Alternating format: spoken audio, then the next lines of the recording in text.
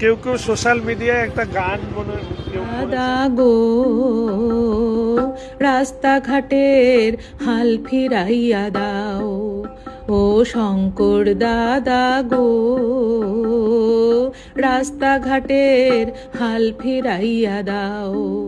রাস্তার খানা খন্দে মানুষ পড়ে, ও দাদা মানুষ বোঝাই গাড়ি পড়ে, দুর্গতির নেই তো অন্ত, একটু ঘুরে তাকাও, ও শঙ্কর দাদা গো মানুষের দুর্গতি কমাও, ও শঙ্কর দাদা গো রাস্তাঘাটের হাল ফিরাইয়া দাও।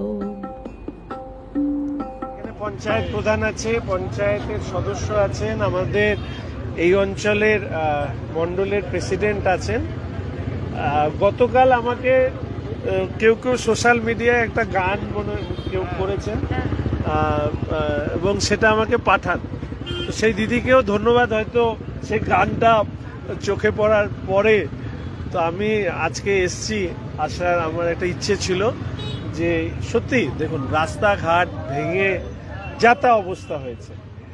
এবার স্বাভাবিকভাবে সহজ উত্তর হচ্ছে যে এর আগের সরকার বা আগের যারা এখানে পরিচালনা করেছেন তাদেরকে গালিগালাজ করা। আমি বরাবরই এইসব রাস্তায় হাঁটতে চাই না, আমি সামনের দিকে এগোতে চাই। এই রাস্তাটার অবস্থা খুব খারাপ এবং এই রাস্তার পাশাপাশি এই দিক দিয়ে যতদূর সম্ভব গজলডোবাও যাওয়া যায়। তো আমাদের একটা ট্যুরিজমেরও একটা প্রজেক্ট আমাদের আছে, যেটা আমরা ভাবছি এই মুহূর্তে আপনাদেরকে সেটা বলছি না।